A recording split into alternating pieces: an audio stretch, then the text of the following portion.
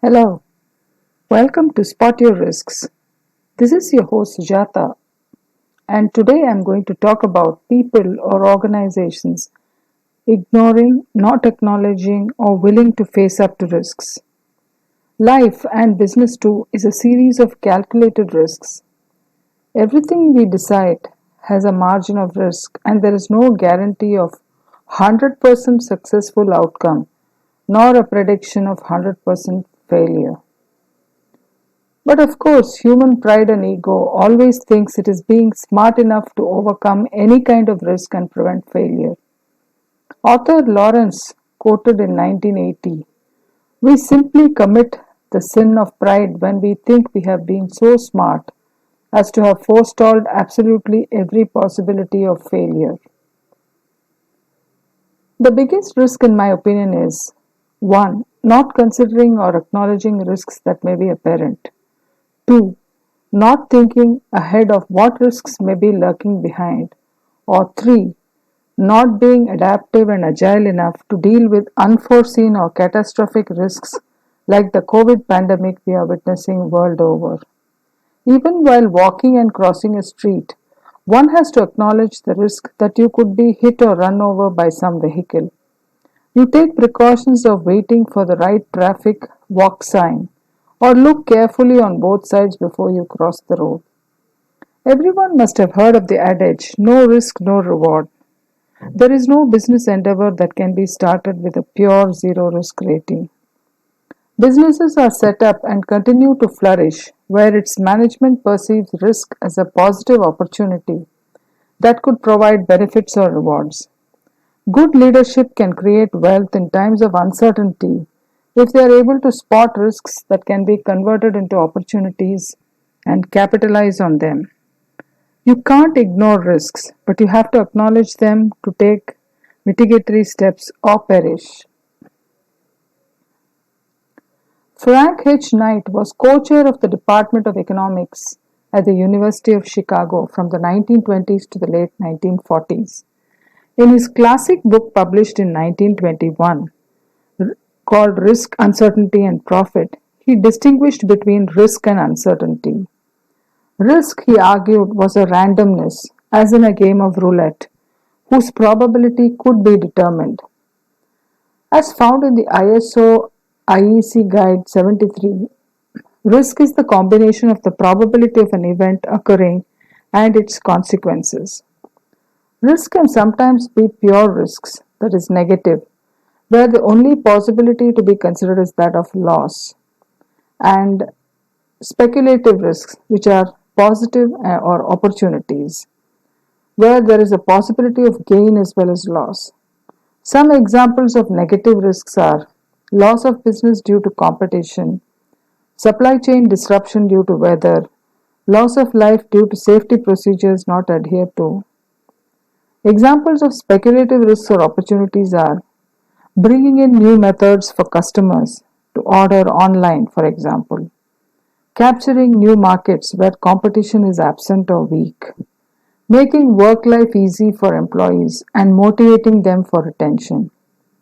Doing a SWOT analysis with in house or external experts will help an organization to take advantage of opportunities even during a crisis or catastrophe. Uncertainty, on the other hand, implies unknown and perhaps unknowable probabilities. Will we be invaded by extraterrestrial beings in the next 100 years? Will human cloning be a commonplace in a generation? Will a pandemic similar to COVID 19 hit the world again? These are questions that are definitely uncertainties and have no answers right now.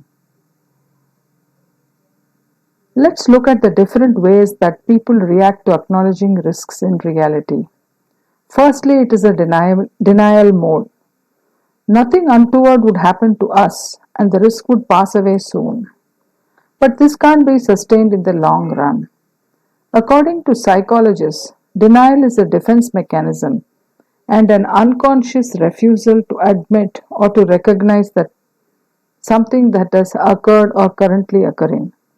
Sometimes people may reduce the intensity of denial by admitting to the fact, but denying its seriousness, or they may accept the fact but may end up blaming someone or something instead of trying to face the risk and assess it for mitigation. Here are a few examples of the denial mode. Point number one, I have loyal customers. They will not go away to other suppliers. There is no other product or service that can match us. To counter this argument, you can say that there is no reason to believe that your existing loyal customers will behave the same way as before. When faced with alternatives that are innovative, they may switch their choices.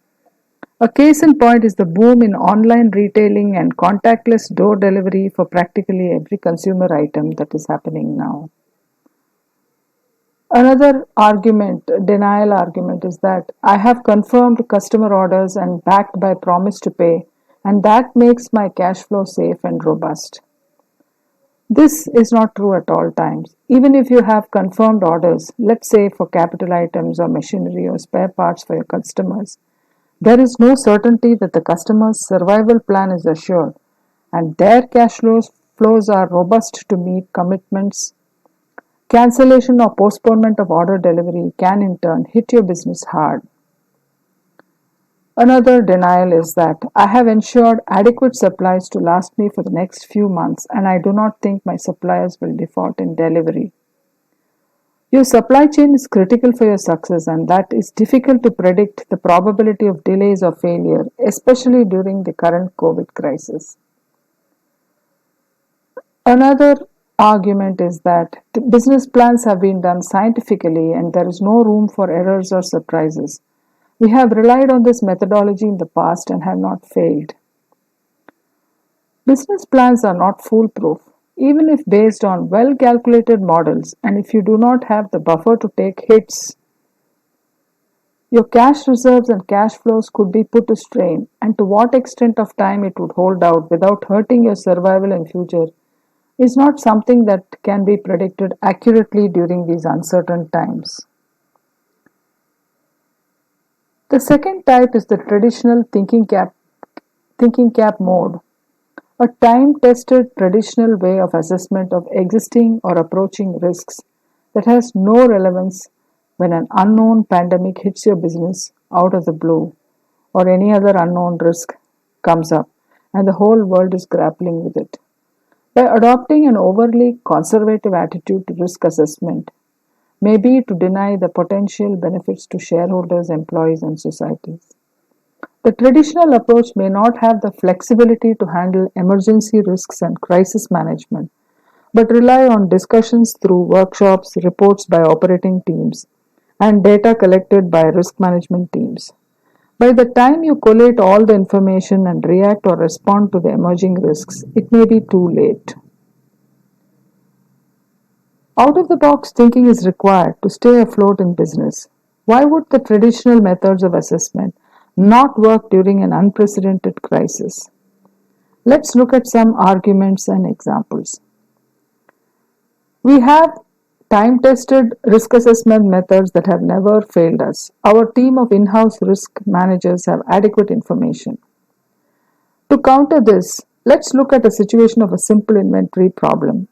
Business organizations are in a dilemma today whether to continue to stock inventory or down the shutters on purchases because there is no certainty on when the situation or crisis would ease out. Next, we do not rely on intuition, experience, and wisdom from past knowledge. Our risk management team will come up with mitigation plans. This is not true in all cases.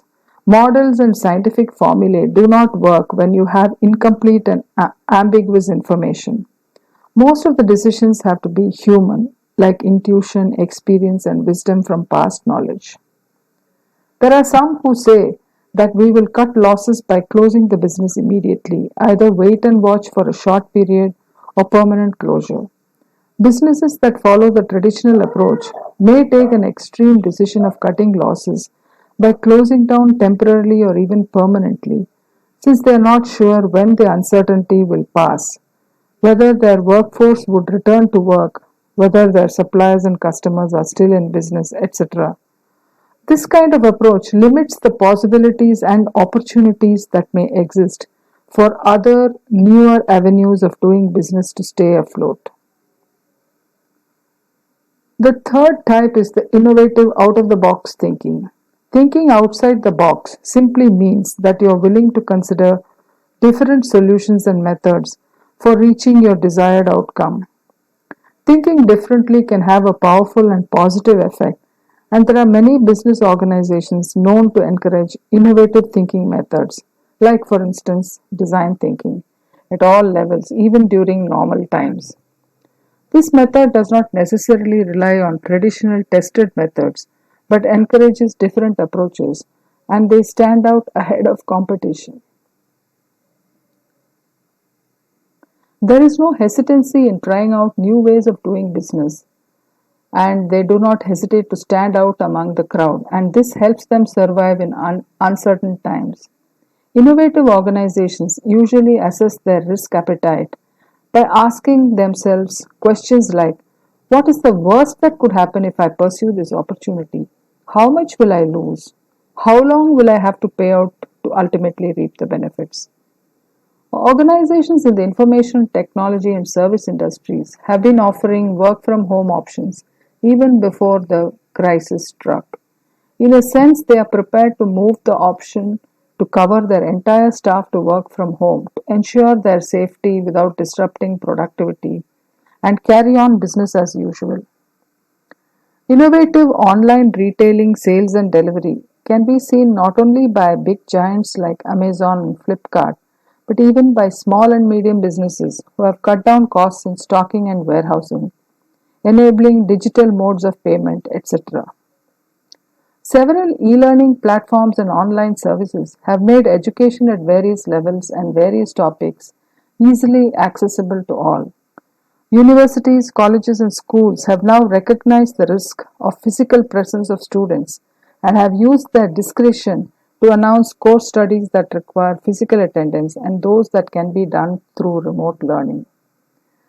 A great example is Netflix, for instance. By dreaming up an alternative to the standard video store template with rentals and late fees, they were able to create a worldwide sensation.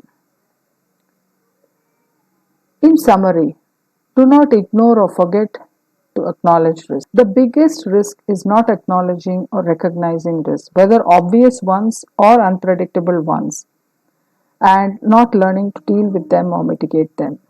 In a dynamic world, new risks will surface and you require a vigil mechanism to be aware of when and where they are looming.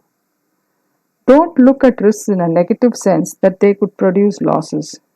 There is the other side to the coin, that is, risk seen as positive can help you seize a new market and be ahead of your competitors. Thank you for watching this, and I hope you liked it and found the information useful. Do give a thumbs up if you liked this video, share with your friends and contacts, and comment with your feedback. Hitting the subscribe button beneath and pressing the bell button will help you to get notifications on the latest videos.